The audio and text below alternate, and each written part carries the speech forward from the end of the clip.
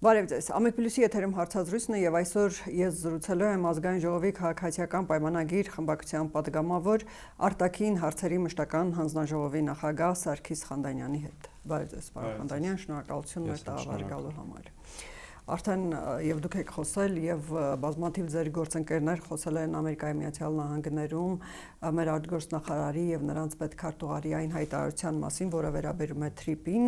եւ որ TRIP-ի վերաբերյալ TRIP-ի արդեն գործարկման շուրջ պետք է ընկերություն ձեռք բերվի եւ հետաքրքիր էին այդ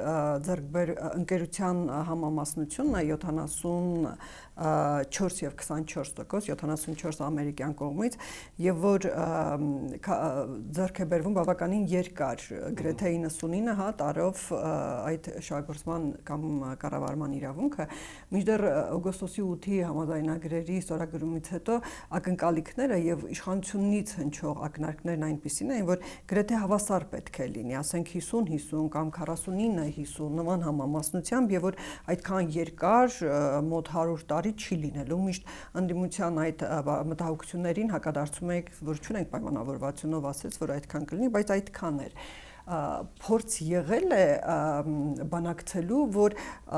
այդ համամասնությունները ավելի շատ լինեն հայկական կողմի օգտին կամ հավասար լինեն, ոչ այնքան եւ դա չի ստացվել։ TRIP զարգացման ընկերությունը, որը պետք է հիմնադրվի եւ դրա շուրջ բանակցություններով է շրջանակը, վերջին ամիսների խոսակցության արդյունք է։ Եվ ըստ էության նախ ասեմ, որ նախապես ընկերությունը ստեղծվելու է 49 տարի ժամկետով եւ եթե կողմերից որևէ մեկը չառարկի, այն կերկարաձգվի, բայց առարկության դեպքում չի երկարաձգվի եւ այդտեղ համամասնությունը կփոխվի, այսինքն Հայաստանը գրեթե 50-49% բաժնեմաս ունենա։ Ես կարծում եմ դա վատ բան չէ, թակարակը դա լավ բան է, եթե Ամերիկայի Միացյալ Նահանգները պատրաստվում է 50, նույնիսկ ավելի 100 տարի Հայաստանի Հանրապետությունում ներդրումներ կատարել, դա շատ կարևոր ձեռքբերում է իմ կարծիքով, ինչ վերաբերում է բաժնեմասերին, այս հարցին պետք է բիզնես տրամաբանությամբ մոտենալ, այստեղ քաղաքական հարց չկա եւ ներդրումների ծավալից է կախված եւ ըստ էության ֆինանսական ներդրումների ողջ ծավալը հիմնականում մեծամասամբ եւ գուցե ոչ այն հարաբերակցությամբ, որոնք բաժնեմաս են, այլ շատ ավելին Միացյալ Նահանգներն է կատարելու, իսկ Հայաստանի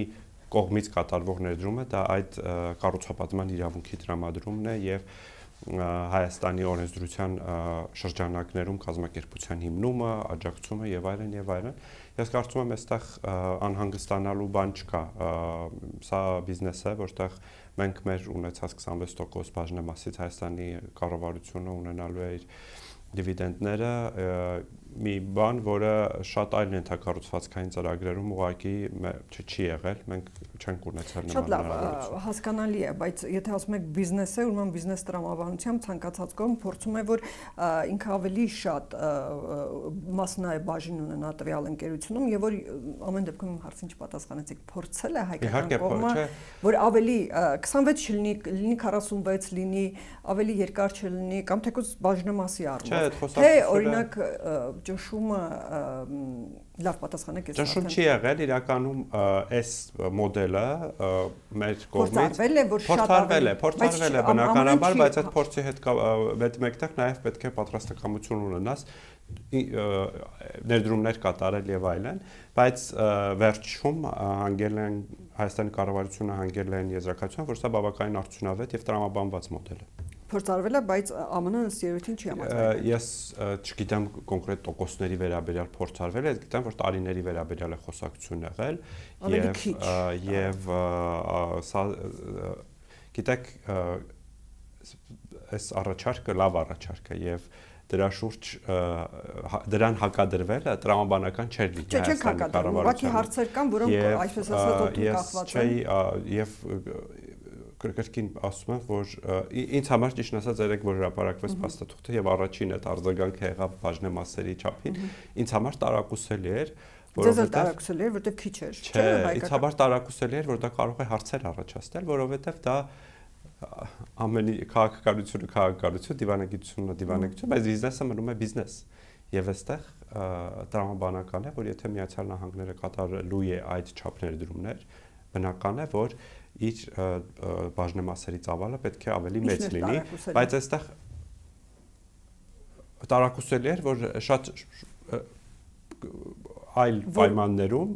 շատ զարմանալի չէր լինի, եթե օրինակ 100% ունենար Միացյալ Նահանգները, որովհետև ֆինանսական միջոցները զարմացա, որովհետև գիտեի բանակցությունների մասին, զարմացա արձագանքներից, բայց այստեղ շատ կարևոր նյուանս կա իրականում, որը փարատում է բոլոր տեսակի մտահոգությունները, դա կարևոր հարցերում, զգայուն հարցերում Հայաստանի Հանրապետության կենսական շահերին վերաբերող հարցերում Հայաստանի Հանրապետության որոշիչ ձայնի իրավունքն է։ Այսինքն այն հարցերը, որոնք այդ կազմակերպության հոգաբարձուների խորհրդում կամ, չգիտեմ, կառավարման խորհրդում որտեղ կքննարկեն եւ որտեղ Հայաստանի Հանրապետության կառավարությունը կունենա ներկայացուցիչը, այդ հարցերում Հայաստանի Հանրապետությունը կունենա որոշիչ ձայն։ Այսինքն այդ համամասնությունը տվյալ պարագայում չի գործել, պետք է ձևավորել կոնսենսուս։ Այդ ճնշումին Թրամփը շաբաթներ առաջ ասաց, որ ճնշում եմ գործադրել կողմերի վրա, այլապես դժվար էր կամ անհնար էր։ Միգուցե իսկապես հայկական կողմի վրա էլ այդ ճնշում գործադրվել, հատկապես որ հիմա արդեն տեղեկություններ կան, որ այդ թրիպի զարգացման կամ կառավարման այդ ընկերության մեջ ունի անձնական շահագրգռվածություն, կարծեք թե իր փեստան ինչ որ մասնաբաժին ունի։ Այդ կազմակերպությունը դեռ չի ստեղծվել, դեռ պիտի ստեղծվի։ Յուրաքանչյուր կողմ ինքն է որոշելու, թե ովքեր են ներկայացված լինելու կազմակերպությունում եւ արդեն միասին ներդրումներ են փորձելու գեներացնել տարբեր կողմերից։ Ինչ վերաբերում է ճնշմանը, ես չեմ կարծում, որ եղել է ճնշում, եղել են շատ նորմալ բանակցություններ, նորմալ խոսակցություն եւ մեր կառավարության թիմը եւ Միացյալ Նահանգների վարչակազմի թիմը շատ ակտիվ աշխատել են միմյանց հետ եւ այս հանգուցալուծումն են եկել։ Դա ես չէի ցանկանա նախագահ, մենք իրականում ընդհակառակը շատ գովելի ենք համարում նախագահ Թրամփի ճնշումները։ Չէ, ներգրավվածություն այս process-ով, որովհետեւ առանց դրա օգոստոսի 8 տեղի չէր ունենա։ Հասկանալի է։ Նիկոլ Փաշինյանը նաև երեք հայտարարեց, որ Հայաստան իր ամբիցիաները իր չափով պետք է ձևակերպի, այսինքն այս համամասնությունը տոկոսների կամ տարիների ըստ երևույթին Հայաստանի ամբիցիաների համաձայն են, համապատասխան են, ոչ շատ Հայաստանը չի կարող ավելի շատ ամբիցիաներ դրսևորել իր իրավիճակում, հա։ Երկրկին, էլի կարծում եմ վերադառնում ենք ներդրումների եւ ներգրավվածության հարցին, եւ դա այդ հարցի պատասխանը։ Կոնկրետ թրիպի դեպքում կարծիքներ են հնչում, որ ընդհանրապես 42 կիլոմետր դրա եղածը ինչ էր, որ Հայաստանը այդ գումարը չէր կարողանում իր բյուջեից հատկացնել։ Թրիպը միայն ճանապարհ չէ, թրիպը մի ամբողջ ենթակառուցվածքային նախագիծ է եւ այդտեղ կառուցվել է ոչ միայն երկաթուղի, ոչ միայն ավտոճանապարհ, այլ նաեւ այլ ենթակառուցվածքներ, գազատարեր, նավթամուղեր, էլեկտրական եւ ինտերնետային մալուխներ եւ իհարկե Հայաստանը կարող էր ինքնուրույն զարգացնել իր ենթակառուցվածքները, բայց երբ որ հնարավորություն կա ներգրավելու օտարերկրյա ուղղակի ներդրումներ, ինչու չանել դա, եթե դրա հնարավորությունը կա, որովհետև այդ ճանապարհը մեր ենթակառուցվածքային մյուս ծրագրերում էլ հյուսիս-հարավ ծրագրում էլ մենք կամ վարկային կամ գրանտային միջոցներ ենք ներգրավում, որպեսզի կարողանանք հնարավորություն ունենանք դա իրականացնել, իսկ սա շատ լավ հնարավորություն է Հայաստանի Հանրապետության համար իրականացնել եւ արագ իրականացնել, նաեւ հաշվի առնելով Միացյալ Նահանգների փորձը նման միջազգային ծրագրերում։ Ասում եք գազամուղներ, նավթամուղներ եւ այլն։ Այդ գազամուղները ուր են գնալու։ Այդ գազամուղները ըստ էության թրիպ նախագծի երթուղին, հա, լինի դա ճանապարհ, երկաթուղի եւ մյուս ենթակառուցվածքները, դրանք անցնելու են Ադրբեջանի հիմնական մասից դեպի Նախիջևան եւ այնտեղից օրինակ երկաթուղին եւ ճանապարհը գալու են էլի Հայաստանի տարածքով գնան Թուրքիա եւ Վրաստան, գազամուղը եւ նավթամուղը վստահ չեմ երթուղին, որովհետեւ տեխնիկական դետալներին չեմ դիապետում, բայց նաեւ պետք չի բացառել, որ այդ գազամուղի եւ նավթամուղի մղած գազից եւ նավթից Հայաստանը եւս կարող է օգտվել։ Բայց դա նաև չի նշանակում, որ այդ բոլոր ենթակառուցվածքները անցնելու են Հայաստանի, այսինքն Մեղրիի շրջանով, որովհետև այնտեղ աշխարհագրական խնդիրներ կարող են առաջանալ, օրինակ գազամուղը կարող է ավելի հյուսիսային հատվածով անցնել եւ այլն։ Հիմա այս փուլում առաջորդ քայլը, որը պետք է արվի, դա իրագործելիության ուսումնասիրության իրականացումն է, որի նախապատրաստական աշխատանքներ արդեն սկսվել են եւ Միացյալ Նահանգների կողմից համապատասխան թիմերը մեր համապատասխան պետական մարմինների հետ պետք է իրականացնեն իրագործելիության ուսումնասիրություն հասկանալու թե որ տեղանքով յուրաքանչյուր ենթակառուցվածքը ինչպես կարող է անցնել։ Խնդիրն այն է, որ ձեր ընդդիմադիր գործընկերները երեք բարձրաձայնում էին, որ արդյոք այդ գազամուղ, նավթամուղ եւ նման այլ մաղլուղ եւ այլն ընդհանրապես Ադրբեջանից Նախիջևան գնալու համար չէ եւ դրանից հետո կունենա շարունակություն, այսինքն այդտեղ էլ կլինի տարանցում եւ ոչ թե ընդհանրապես Նախիջևանին գազ, նավթ Բայց այդտեղ խնդրեմը ո՞րն է։ Ինչ խնդրեմ կա, եթե Հայաստանը դառնում է գազի եւ նավթի համար տարանցիկ երկիր, գեներացնելով համապատասխան турքեր։ Այո, ընդհանրապես որը շատ քիչ է, ընդհանրապես այդ դեպքում քիչ է լինելու։ Այլ հարց եթե չեմ բացառում, որ այդ գազամուղից եւ նավթամուղից Հայաստանը եւս օգտվի եւ ունենա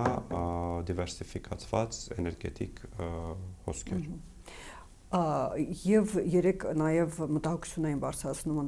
անդիմադիրները, որ դա չեղավ ապաշրջափակում, այս փաստաթուղթը նշանակում է ընդհանրապես թրիփ, ոչ ավելին։ Եվ որ Ադրբեջանը մեզ առանձնապես չկա այդ փաստաթղթում այնպիսի մի նշում, որ մենք կարող ենք Ադրբեջանով Ռուսաստան գնալ կամ այլուր գնալ եւ այդպես շարունակել։ Բացվեն մյուս ճանապարհները ուշացել են, անցյալում են մնացել, որովհետեւ ապաշրջափակումը ըստ էության արդեն շատ փոքր քայլերով սկսվել է, որովհետեւ մենք այն փոքր ներկրումները Ադրբեջանի տարածքում։ Դա փոքր ներկրումներ են, բայց մեծ իրադարձության մասին է դա, որովհետեւ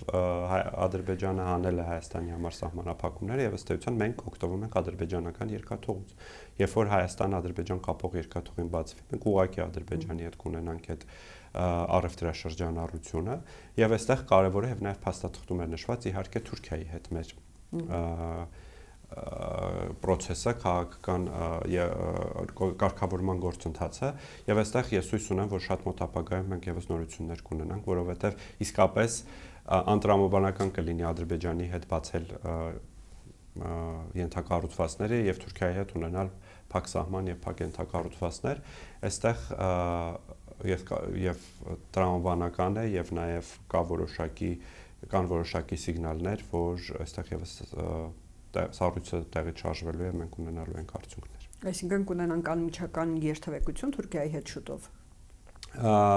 Ակնկալիքն այն է, որ առնվազն այն պայմանավորվածությունները, որոնք ձեռք են բերվել հատուկ ներկայացների միջև դրանք շուտապույտ կիրականացվեն, բայց նաև մեր ակնկալիքն ավելի մեծ է, որ ընդհանրապես սահմանը կբացվի։ Գիտեք նաև, որ Գյումրի-Կարս երկաթուղու շուրջ զարգացումներ կան, կարծեմ 2 անգամ տեխնիկական խմբերը հանդիպել են եւ քննարկել երկաթուղու վիճակը եւ ակնկալվող աշխատանքների ծավալը, այստեղ ամեն կողմը իր կողմից պիտի իր տնային աշխատանքը կատարի եւ մենք այս ուղղությամբ նաեւ խոսում ենք ռուսական կողմի հետ, որովհետեւ այդ երկաթուղին ռուսական հարավկովկասյան երկաթուղիներ ընկերության բալանսում է գտնվում եւ ակնկալում ենք, որ այդ ընկերությունը հնարավորինս շուտ կկատարի իր պայմանագրային պարտավորությունները եւ ներդրումներ կկատարի այդտեղ։ Արադ Միրզոյանը երեք հայտարարեց, որ եթե չկատարի, եթե չվերականգնի, այլ քայլեր կձեռնարկենք, ինչ է նշանակում դա։ Դա նշանակում է, որ այս երկաթուղին, թե Գյումրի-Կարսի հայաստանյան հատվածը, թե Երասխից Նախիջևան հատվածը, դրանք մեզ համար ռազմավարական նշանակություն ունեցող հատվածներ են եւ եթե մենք նկատենք հապաղում, ապա ստիպված է Հայաստանի Հանրապետության կառավարությունը լինելու իր վերավերցնել դրա իրագործումը, գուցե ներգրավելով տարբեր ներդրումներ, վարկային գրանտային միջոցներ, չնայած ենթադրում եմ, որ դրանց վրա ծախսը այնքան էլ մեծ ծախս չէ, որովհետեւ դրանք բավականին կարճ հատվածներ են, բայց նաեւ մեզ համար կարեւոր է իսկապես ընդհանուր ապաշրջափակումը եւ Հայաստանի մյուս սահմանի օրինակ Իջևանից Ղազախ երկաթուղին եւս ակնկալելն այլ հարց է, բայց հստակ պայմանավորվածություն կամ հստակ սցենար, որ դա տեղի կունենա։ Դե հիմա ինչպես հիշում եք, վերջին Ռուսաստան այցի ժամանակ Հայաստանի վարչապետը այդ հարցը բարձրացրել է, խոսել է այդ մասին եւ մենք սպասում ենք, որ Հարավկովկասյան երկաթուղիների ընկերությունը կսկսի աշխատանքները։ Պրոբլեմը մենակ դա է, խնդիրը միայն դա է, թե ադրբեջանական կողմի հետ մենք պետք է ունենանք պայմանավորվածություն, կարող է ռուսական կողմը վերականգնի, բայց մենք չհասնենք պայմանավորվածություններից անկախ մենք պետք է այդ մեր ենթակառուցվածքները մոդեռնիզացնենք, կառուցենք, վերակառուցենք, բայց նաև ընդհանուր տրամադրվածությունը այնպիսին է եւ տրամադրությունը տարածաշրջանում այնպիսին է, որ մենք գնում ենք ապաշրջափակման եւ եթե չլիներ տրամադրությունը, այս ապրանքաշրջանառությունը Ադրբեջանի հետ չէր սկսվի ուղղակի։ Շատ լավ, բացում է Թուրքիան իր սահմանները, գնացքներ են գնում գալիս, ավտոմեքենաներ են գնում գալիս, մարդիկ են գնում, նավթամուղ, գազամուղ եւ այլն, եւ այդ սահմանին կանգնած են ռուս սահմանապահները։ Նման պայմաններում արվում, թե այլ լուծում։ Ես ուզում եմ արձանագրեմ, որ Հայաստանի Հանրապետության որևէ սահմանային անցակետում, բացի Հայաստանի Հանրապետության սահմանապահազորքերի ծառայողներից, այլ ծառայողներ չկան։ Խոսքը սահմանային անցակետների մասին է եւ ապաշրջափակման կոնտեքստում հատկապես կարևոր են սահմանային անցակետերը։ Ինչ վերաբերում է Հայաստան-Թուրքիա սահմանի եւ Հայաստան-Իրան սահմանի երկայնքով Հայաստանի ծառայության հետ համատեղ ծառայություն իրականացնող ռուսական սահմանապահ ուժերին, դա իսկ թվում է ժամանակի հարց է եւ դուք գիտեք, որ դա կարիքից է բխել 90-ականներին սահմանապահ ուժերի տեղակայումը, որովհետև Հայաստանի Հանրապետությունը չի ունեցել համապատասխան ռեսուրսներ եւ ինչպես սահմանային անցակետերում ես կարծում եմ, որ գալու է ինչ-որ մի պահ, որ մենք եւս արդեն հնարավորություն կունենանք ամբողջությամբ վերցնել սահմանային հսկողությունը մեր ծառայության վրա եւ շնորհակալություն հայտնենք Ռուսաստանի Դաշնությանը կատարած աշխատանքի համար։ Այդ թվում նաև ռազմաբազայի դեպքում, հա։ Դա ըստ թվում առանձին հարց է, որը առանձին քննարկման առարկա է, այս պահին նման խոսակցություն Հայաստանի եւ Ռուսաստանի միջև չկա։ Շատ լավ, տեսեք, ընդդիմությունը շարունակում է նաև պնդել, որ այնուամենայնիվ Ադրբեջանը ստացավ իր պահանջը, պարզեցված ռեժիմով է լինելու Ադրբեջանի անցումը դեպի Թրիպով, եւ որ դա այնուամենայնիվ ինչ որտեղ կարելի է նաև միջանցք համարել։ Տեսեք, մենք երբ որ խոսել ենք միջանցքի մասին եւ միջանցքային տրամաբանության մասին եւ այն տեսակետները կամ պահանջները, որ Ադրբեջանը ժամանակին առաջ էր քաշում, դրանք խախտում էին Հայաստանի Հանրապետության իշխանությունը, տարածքային ամբողջականությունը, մեր օրենքների, կարգավորումների կիրառումը եւ հիմա մենք ստանում ենք ուղիղ դրա հակառակը, այսինքն այն սկզբունքները, որ մենք հռչակել էինք, որ Հայաստանի իշխանությունը եւ իրավազորությունը որևէ կերպ չի կարող խաթարվել ապաշրջափակման գործընթացում, ըստ էության հենց այդպես է լինելու Հայաստանի Հանրապետության բոլոր օրենքները, իրավապահ մարմինները, բոլոր ծառայությունները լիակատար կատարելու են իրենց գործունեությունը Ադրբեջանից Հայաստանի տարածքով դեպի Նախիջևան անցման վրա, Թրիփ ենթակառուցվածքների վրա եւ այստեղ ինչ վերաբերում է հեշտացված ընթացակարգերին, ինձ թվում է մենք պետք է մեր բոլոր սահմանային անցակետերում սկսենք անցնել հեշտացված ընթացակարգերի, որովհետեւ հիմա համաշխարհային տնտեսության եւ առևտրի պահանջն այն է, որ տարանցումներ լինեն արագ եւ արդյունավետ եւ ես կարծում եմ, որ սա նաեւ լավ վարժություն է մեզ համար սովորելու, թե ինչպես կարելի է հեշտացված ընթացակարգերով կազմակերպել տարանցումը ապրանքների եւ ուղևորների եւ դա կիրառել նաեւ Հայաստան-Իրան անցակետում, Վրաստան անցակետերում եւ հույս ունենանք նաեւ Հայաստան-Թուրքիա անցակետերում։ Ինձ թվում է, եթե մենք պարզեցված ընթացակարգ ենք տրամադրում Ադրբեջանին դեպի Նախիջևան եւ Թուրքիա անցնելու համար, նույնն էլ ինքը պետք է անի Հայաստանի դեպքում, որ մենք գնանք Ռուսաստան, Ադրբեջան տարածք եւ այլուր, բայց Ադրբեջանը այս պայդրությամբ նման ցանկություն կամ նման զիջում չի արել։ Դուք ճիշտ եք եւ նաեւ փաստաթղթում կա, որ Հայաստանը ակնկալում է, որ փոխադարձ օգուտներ պետք է ստանա Ադրբեջանից եւ սա բայց արդեն Հայաստան-Ադրբեջան առանձին խոսակցության առարկա է եւ Ադրբեջանի համապատասխան մարմինների հետ մեր մարմինները պետք է քննարկեն, թե ինչպես պետք է անցումը կատարվի Ադրբեջանի եւ Նախիջևանի տարածքով, բայց իսկապես մեր ակնկալիքն էլ դա է եւ որպեսզի հնարավորինս արագ եւ արդյունավետ նաեւ մենք կարողանանք Ադրբեջանի տարածքով հասնել Ռուսաստան կամ Նախիջևանի տարածքով Հայաստանի ակնկալիքն այլ բան է, բայց կան քննարկում Ադրբեջանի հետ Ադրբեջանը կեր պատասխանի Հայաստանի այդ քայլերին։ Առնվազն ադրբեջանական կողմից չկա հակադարձում դրան, բայց դա Գիտեք, դա արդեն մի քիչ տեխնիկական քննարկումների առարկա է։ Արդյոք լրիվ նմանատիպ մոդել կկիրառի Ադրբեջանը, թե ոչ, ես չեմ կարող ասել, խոսքը օրինակ front office, back office տարբերակի մասին է, բայց որ այն տեխնոլոգիաները, որոնք մենք ուզում ենք կիրառել մեր սահմանային անցակետերում, տրամաբանական կլինի, որ Ադրբեջանը եւս նման տեխնոլոգիաներ կիրառի, որպեսզի իր տարածքով էլ այդ անցումը արագ լինի, որովհետեւ դա նաեւ իրենց է ձեռ տալիս։ Իրանի մտահոգությունները գիտեք, երեք Հայաստանում Իրանի դեսպանը նորից բարձրացրեց այդ հարցը, որ ինքը մտահոգություն ունի, Իրանը մտահոգություն ունի, որ այդ թրիպը կարող է օգտագործել նաև իր երկրի դեմ։ Ես կարծում եմ այդ հրապարակված փաստաթուղթը բոլոր այդ մտահոգությունները փարատում է, որովհետև ակնհայտ է, որ դա բիզնես նախագիծ է, Ամերիկայի Միացյալ Նահանգները որևէ անվտանգային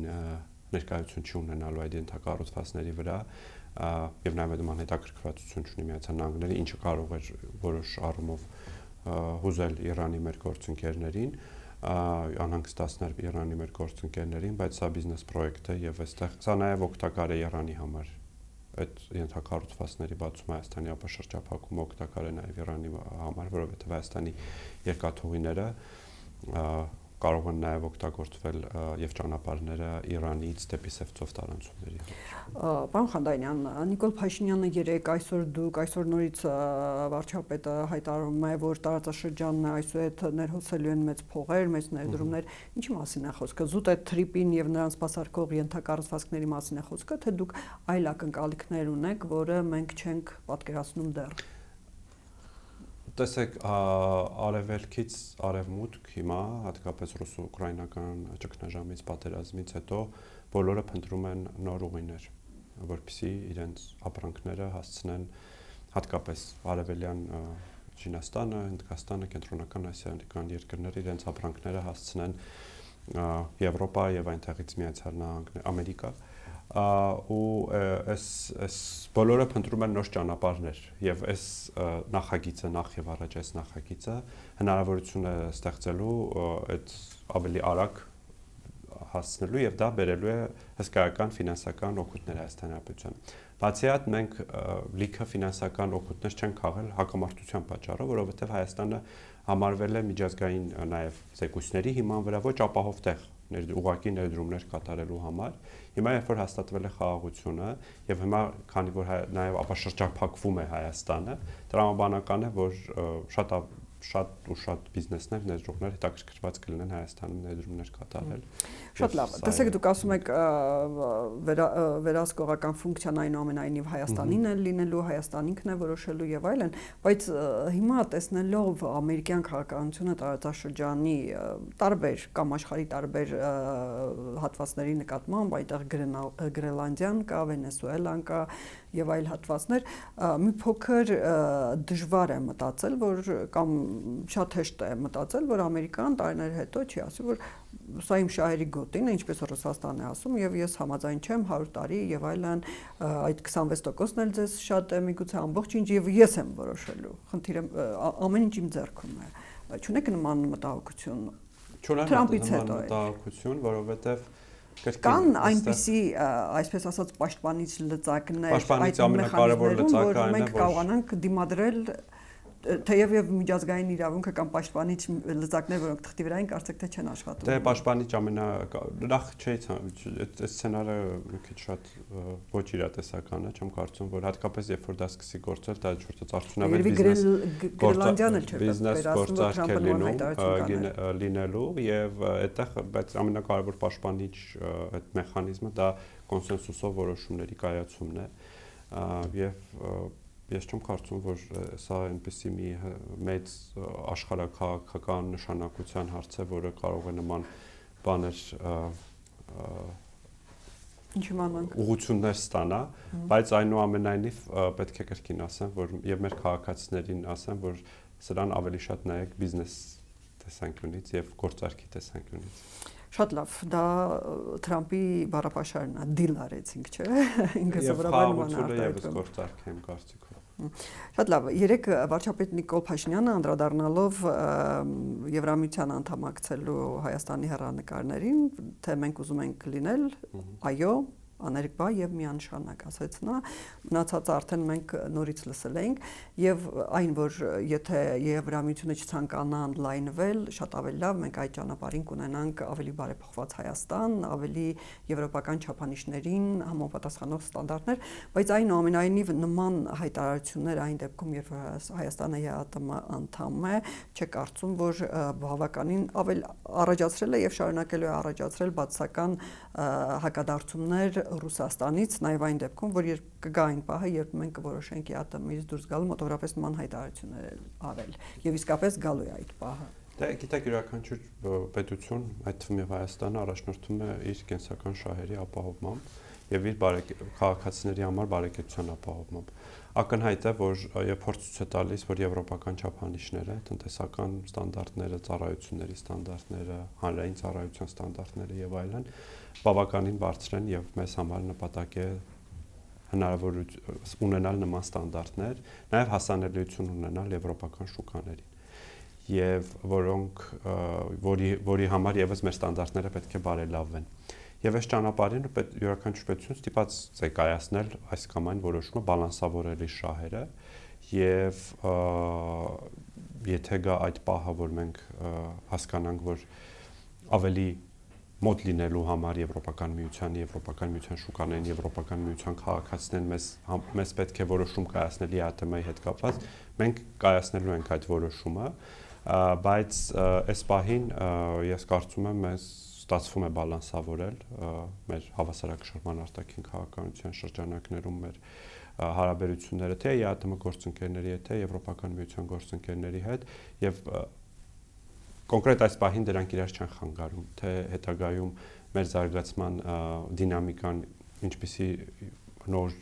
հանգամանքներ առաջ կբերի այդ ժամանակ մինչև Հայաստանը կհասցնի դուրս գալ ԵԱՏՄ-ին կամ անդամակցել Եվրամիությանը կամ վարչապետի այս հետագայում հավանաբար նույն բովանդակությամբ այլ հայտարարություններ էլ կլինեն, Ռուսաստանը դրանց հակադարձի բավականին ցավոտ գործողություններով, որոնք առայժմ մենք պատկերացնում ենք տնտեսական հարթության վրա։ Ունենք մենք հակադարձելու կամ դրանց դիմակայելու միջոցներ։ Առաջին Սոլովյովի հայտարարությունը իհարկե կարող է ավելի ցավոտ։ Չէ, հայտարարություններ, բայց նախ ուզում եմ ասեմ, որ Հայաստանի եւ Ռուսաստանի տնտեսական հարաբերությունները նորմալ զարգանում են եւ ԵԱՏՄ-ի հետ Հայաստանի հարաբերությունները եւ Հայաստանի ներգրավվածությունը ԵԱՏՄ-ում շատ նորմալ ընթանում է։ Ինչ վերաբերում է այսպես կոչված տնտեսական սանկցիաները, որոնք դուք ակնարկում եք Ռուսաստանի կողմից, դրա գլխավոր լուծումը դա դիվերսիֆիկացիան է, բազմազանեցումն է մեր տնտեսության եւ դրան նպաստող գլխավոր գործոնը խաղաղությունն է եւ տարածաշրջանային համագործակցությունն է եւ կարծում եմ, որ մեզ համար առաջնահերթ է մեր տարածաշրջանի երկրների հետ ունենալ նորմալ հարաբերություններ եւ տնտեսական առևտրային կապեր, որը հնարավորություն կտա մեզ թե ավելի շատ շուկաների հասանելիություն ունենալ, թե ավելի շատ ռեսուրսների հասանելիություն ունենալ, այդ թվում եւ էներգակիր ռեսուրսների։ Շատ լավ, եւս մի հարց, երեք վարչապետը նաեւ հայտարարեց, թե մենք Հայաստանի Հանրապետության պաշտպանունակությունը բարձրացնելու համար այսօր արդեն շատ լուրջ միջոցներ ենք ձեռք բերել, ինչ մասին է խոսքը։ Խոսքը այն պայմանագրերի մասին է, որ Հայաստանի Հանրապետությունը ունի մի շարք գործընկեր երկրների հետ, շատ հնչում են Հնդկաստանի եւ Ֆրանսիայի անունը, ես գիտեմ, որ նաեւ այլ երկրների հետ կան որոշակի հարաբերություններ ռազմատեխնիկական համագործակցության եւ դրանք որքանով որ հրապարակային է հնարավոր լինում հայտարարվում, ասվում են դրանց մասին, հաշվի առնելով հարցի կայունությունը, նաեւ գիտեմ, որ Պաշտպանության նախարարության կողմից առաջարկ կա քաղաքացիներին ցույց տալ այդ միջոցները, բայց բացի դա նաև Հայաստանը ակտիվորեն զարգացնում է ներքին ռազմարտունաբերությունը եւ մենք այսօր մեր ընկերությունները, Հայաստան գործող ընկերությունները կարողանում են ժամանակակից ռազմատեխնիկական միջոցներ ստեղծել։ Իհարկե, սա շարունակական process է եւ այդ ռազմատեխնիկական միջոցները, ինչպես ժամանակակից բոլոր տեխնոլոգիաները անընդհատ նորարարության կարիք ունեն եւ սա լինելու է նաեւ մեր եթե Հայաստանի քաղաքացիները որոշեն մեզ ընտրել հաջորդ 5 տարիների համար, սա լինելու է նաեւ մեր կարևորագույն առաջնահերթություններից մեկը։ Իսկ ընտրեն ըստ դուք նորից իշխանության կգաք։ Գիտեք, դա շատ բան է, հա, շատ ժողովրդավարությունը եւ ժողովրդավարական համակարգերը շատ պարզ մեխանիզմ է այս առնչությամբ, եթե դու կատարել ես քո աշխատանքը, ինչ որ խոստացել էիր, դու կարողանաս վաստակել եւս մի շանս շարունակելու այդ աշխատանքը։ Եվ մենք մեր քաղաքացիներին 2021 թվականին ասացինք, որ մեր առաջնահերթությունը խաղաղության հաստատումն է, եւ այսօր 5 տարի անց մենք դա արել ենք, եւ բայց դրա համար էլի մանդատ ենք հայցելու, որպեսզի այդ խաղաղությունը ինստիտուցիոնալիզացնենք, ավելի այսինքն դա կախված չլինի քաղաքական գործիչներից եւ քաղաքական կուսակցություններից, այլ դա լինի հարատև, իսկ մյուս առումներով եւս ես կարծում եմ, որ մենք կատարել ենք մի շարք բարեփոխումներ մեր երկրում, որոնք բխում էին թե մեր նախընտրական ծրագրից եւ թե կառավարության ծրագրից, եւ դրա գնահատականը ես կարծում եմ, որ քաղաքացին կտա։ Այնուամենայնիվ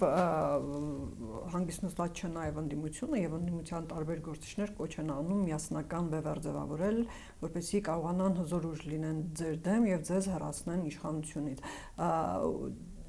Ունեք մտահոգություն, որ իսկապես այդ բևեռը կձևավորվի եւ դա շատ հզոր ընդդիմություն կլինի ձեզ համար։ Դուք չեք կարող։ Ես չեմ կարող մտահոգություն ունենալ, որ ժողովրդավարական երկրում կա ընդդիմություն։ Ես շատ կուզենայի, որ մենք ունենայինք առողջ, ուժեղ ընդդիմություն, որը մարտահրավերներ կստեղծեր մեզ համար որպես կառավարող ուժի, բայց ցավոք սրտի ես չեմ տեսնում, որ ընդդիմությունը այն հիմնական հարցերի շուրջ, որոնցով անցնում է Հայաստանը, կարողանում է այլընտրանքային գաղափարներ առաջարկել, որովհետև առանց քաղաքացիները գնում են եւ ձայն են տալիս նաեւ գաղափարի համար, եւ ես չեմ տեսնում այդ գաղափարները եւ չեմ տեսնում այդ գործնական առաջարկներ ընդդիմության կողմից։ Ամեն դեպքում դժգոհություն կա։ Իհարկե կա, չէ՞, դա եւ դա կարող չլինել։ աճել է անգամ 21 թվականի ընտրություններից հետո։ Դուք բոլոր դեպքերում ինչպես է գնահատում ընդդիմության միավորման հնարավորությունը, որը կարող է հզոր բևեռ լինել ձեր դեմ։ Ես չեմ կարող նման, ես տեսնում եմ, որ շատ հակասություններ կան նաեւ ընդդիմության տարբեր թե խորհրդարանական, թե արտախորհրդարանական ընդդիմության տարբեր դերակատարների եւ քաղաքական կուսակցությունների միջեւ, բայց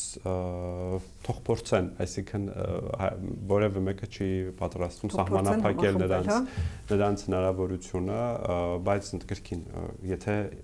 ընդդիմության այսօրվա ակտիվ ընդդիմության առաջարկը եւ գաղափարը լինելու է այնպեսին, ինչպեսին վերջին 2020 թվականից սկսած մինչեւ այս պահը, ապա կրկին ձախողելու են։ Շնորհակալություն, պարոն Խանդանյան։ Հիշեցնեմ, որ Ամեկ+-ի տաղավարում էր Ազգային ժողովի քաղաքացիական պայմանագիր խմբակցության պատգամավոր արտաքին հարցերի մշտական հանձնաժողովի նախագահ Սարգիս Խանդանյանը։